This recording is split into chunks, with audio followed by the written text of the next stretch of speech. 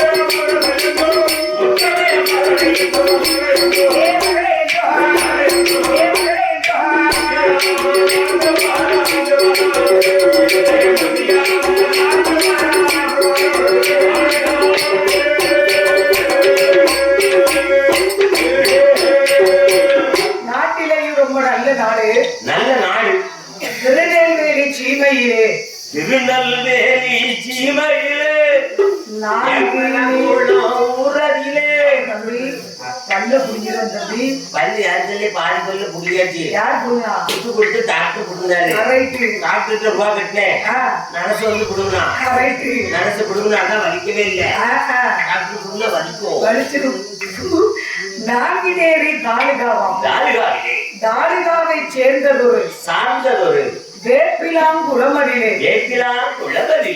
பகடையுடைய வம்சத்திலே உதித்த செல்வச்சீமான் அருந்ததியார் குலத்திலே அவதரித்த தங்க பூமான் அன்பு பூமான் யாருன்னு கேட்டீங்கன்னா யாரு?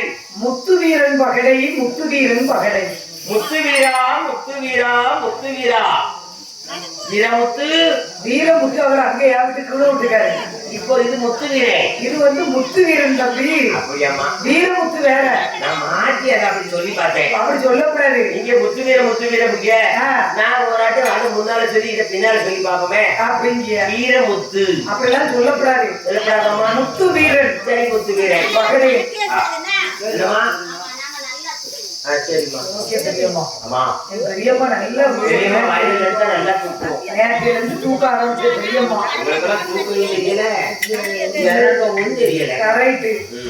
முத்து வீரன் பகடை என்றும் சரி அவன் சிறப்பான முறையை ஆண்டு வரும்போது வாழ்ந்து வருகிற போது முத்து வீரன் பகடை மன்னனுக்கு என்னம்மா அத்த மகளை திருமணம் முடித்து வைக்கிறார்கள்.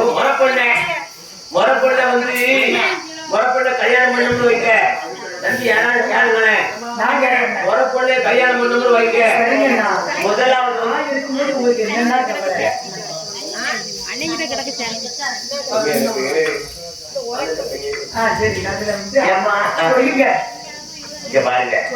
சொந்த பொண்ண கல்யாணம் பண்ணணும்னு வைங்க. ஆமா, முதலாவது வந்து சொந்த விட்டு போகாது கண்டிப்பா. அப்புறம் வந்து சொத்து விட்டு போகாது. நம்ம ஆடி பாடி சம்பாதிச்சு காசப்புறம் என்னன்னா அடுத்தவங்களுக்கு திங்களுக்கு கொடுக்கக்கூடாது. நம்ம சொந்தத்துக்குள்ளே கொடுத்தோம் வைங்க. அதான் சூப்பரா இருக்கும். உங்க பையனுக்கான சொந்தத்துல பொண்ணு கட்டுங்க கண்டிப்பா. என் மவளை கட்டித்தானே கண்டிப்பா. சரியா? நகை போட மாட்டேன். காப்பிட்டுதானே இருக்கும். நகையெல்லாம் போட மாட்டேன். வேண்டாம். முத்துநீரன் பகடையும் எனக்கு ஒன்று பொண்ணு போன அப்போ ஓகே. அவருடைய மனைவி ஆகிய மாமா மகள்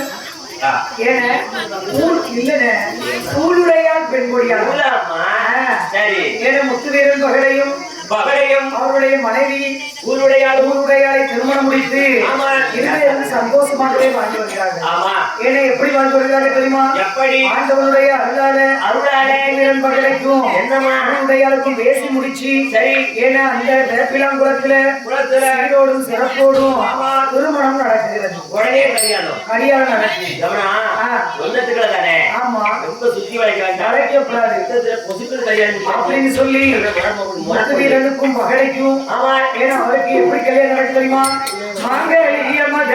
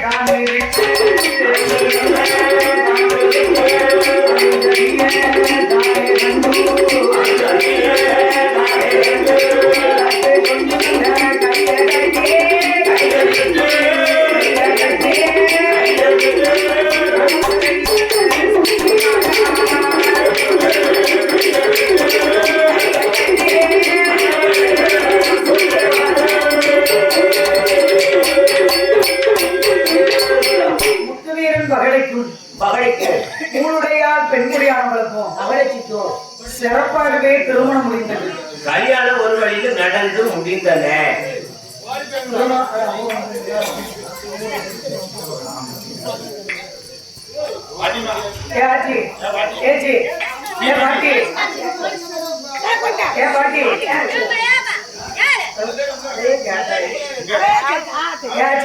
நீங்க சேர வாங்கிக்கோங்க, சேர போடுறாங்க.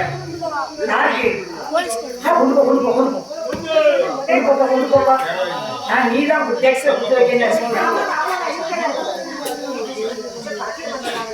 சீரோடும் சிறப்போடும் முத்துவீரன் பகலைக்கும் பூனுடையால் பெண்மொழியானவர்களுக்கும் சிறப்பாகவே திருமணம் முடிந்து கல்யாணம் முடிஞ்சு சிறப்பான முறையிலே ஆண்டு வரக்கூடிய காலத்தில எப்படி ஆண்டு வருகிறாங்க தெரியுமா? மன்ன வேணும் தேதியுமா, மன்ன வேணும் தேதியுமா, தேதியுமா, தேதியுமா, ஆண்டு வரா, ஆண்டு வரா, ஆண்டு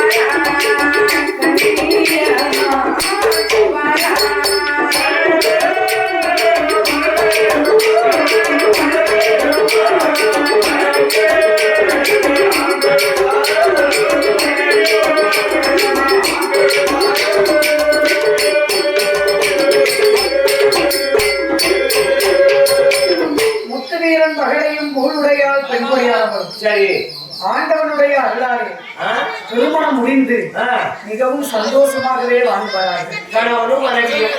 ஆமா, கணவன் மனைவினா சந்தோஷம் தான் இருக்கணும். சண்டை வந்து சின்னதா இருக்கணும்.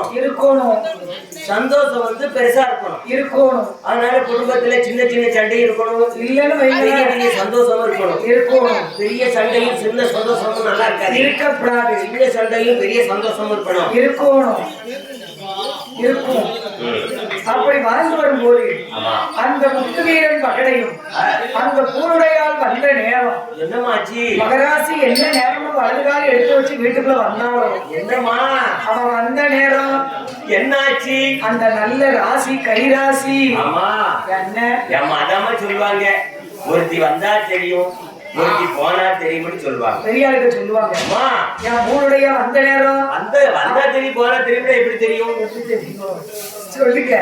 ஏமா, இப்போ நம்ம வீட்டுல ஒரு பிள்ளை இருக்கு. ஆமா, நம்ம வீட்டுல ஒரு பிள்ளை இருக்கும்போது செல்வாக்கா இருக்கும். ஆமா, அந்த பிள்ளையை கட்டி கொடுத்தாச்சு வச்சுக்கோ, கட்டி கொடுத்த வீட்டுக்கு அந்த செல்வாக்கு போயிடும். தெரியுமா? அதுக்கப்புறம் நம்ம வீட்டுக்கு ஒருத்தியை கட்டிட்டு வருவோம். ஆமா, அதுக்கப்புறம் அவ கொண்டு வர செல்வாக்கு நம்ம வீட்டுக்கு வரும். எப்படி? கண்டிப்பா. அதான் அவ போன பிறகு அது போயிடும். இப்ப வந்த பிறகு இது வரும். ஆமா, உங்களுக்கு காலையில வந்துச்சா? லைட்டா இல்ல, பாட்டு வந்துச்சான்னு கேட்டேன். ஆமா, லைட்டா வந்தது. காலையில எனக்கு ஒரு போன் தான் வந்தது. இல்ல, போயிட்டேன். ஏன நீங்க கூப்பிடாமே என் தாய் வந்த நேரம். ஆமா, என் பூனுடைய வந்த நேரம் நேரத்துல கைராசி அவன் மஞ்சட்டிய தொட்டிட்டாளோ, மஞ்சட்டிய தொட்டிட்டாளோ,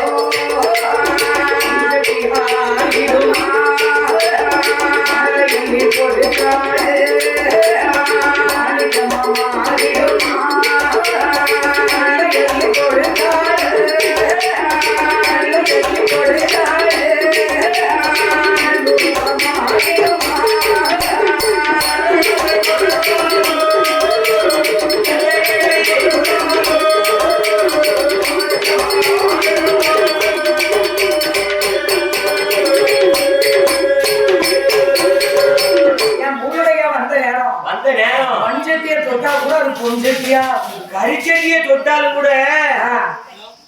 அது புது செட்டியா மாறுது.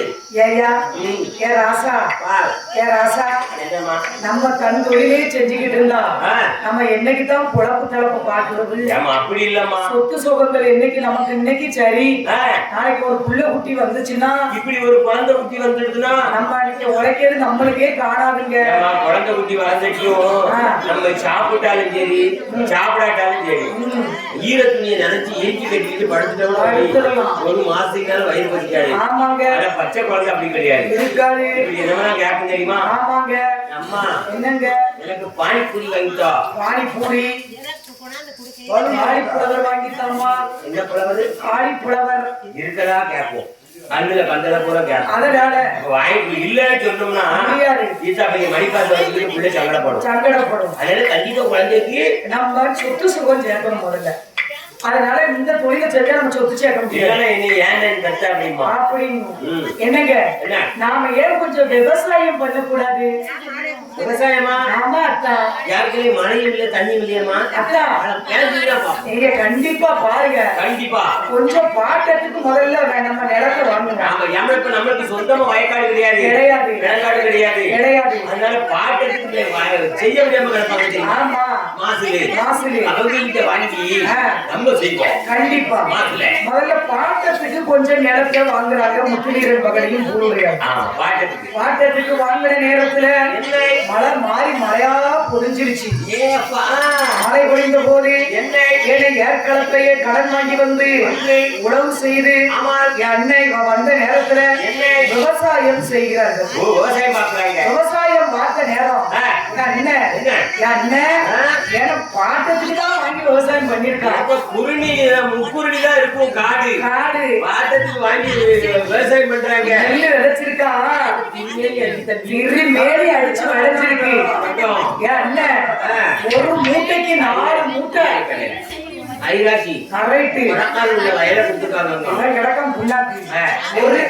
ஒரு நெல்லு விதைச்சதுக்கு ஒரு கதிர் உலக்கு அந்த இதுல விளைஞ்சு கிடந்துதான். அப்பேற்பட்ட பூருடைய வந்த நேரம் ஏன்னா வந்த ராசியில பாட்டத்துக்கு வாங்கின வயக்காட்டை விவசாயமா செய்து சொந்தத்துக்கு வாங்கினாங்க. சொந்தத்துக்கு வாங்கினதுக்கு அப்புறம் பக்கத்துல உள்ள வயக்காடை வாங்கினாங்க. உண்மைதாம நம்ம வந்து வயக்காடு வாங்கிட்டாலும் போதாது. வாங்கின பிறகு அது தந்தா போடக்கூடாது. அதுதான் ரொம்ப முக்கியமான விஷயம் இருக்கு. வயக்காடு வாங்கி நம்மளால பாத்து செய்ய முடியாது. எதை செய்தாலும் அவங்க கையில கொடுத்துடணும் என்று சொன்ன போது ஆகட்டும் என்று சம்மதித்து வந்த நேரத்துல நாம வீடு வாசல் கட்ட வேண்டும் என்று சொத்து உண்டாச்சு, சோ உண்டாச்சு, மண்ணு உண்டாச்சு, மரம் உண்டாச்சு, ஏகப்பட்ட வசதி இருக்குது. பெரிய மாளிகையும் உண்டாச்சு. ஏன்னா பெரிய மாளிகையும் கட்ட போறாங்க. முத்துவீரன் மகளையும் மூணுடையாலும் செஞ்சு வீட்டுக்குள்ள தானியம் போட இடம் இல்ல, நெல்ல போடுறதுக்கு இடம் இல்ல. ஆமா, நெல்ல போடுறதுக்கு நம்ம என்ன உள்ள பெரிய மாளிகை கட்டிட வேண்டியதான். எப்படி கட்டுறாங்க தெரியுமா? என்ன ஒன்றாம் மேடை 2ஆம்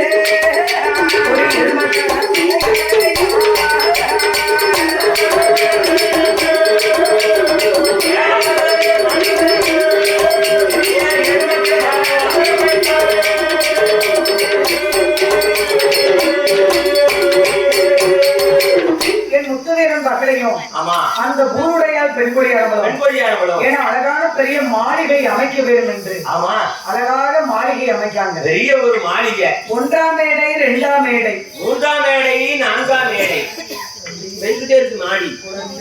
சரி, 2 மாடி. 1 மாடி, 2 மாடி. 3ஆவது மேடை மேலே மாடி ரொம்ப நீட். முத்துப்புறா அடையாளமா? முத்துப்புறா. 4ஆவது மேடை மேலே நல்ல அன்னப்பச்சி அடையாளம். 5ஆவது மேடை மேலே வாழைக்காய் பச்சி இல்ல தம்பி, நேத்தைக்காய் பச்சியும் கிடையாது, அப்பளம் பச்சியும் கிடையாது. பச்சினா பறவைகள் தம்பி. பச்சியை தின்னுட்டு குடலுக்குள்ள கரட்டிட்டு வந்தோமா. இது என்ன பச்சி? பச்சினா பறவைகள். பறவைகளப்பா. ஆ. ஐந்தா வெறும் மேடை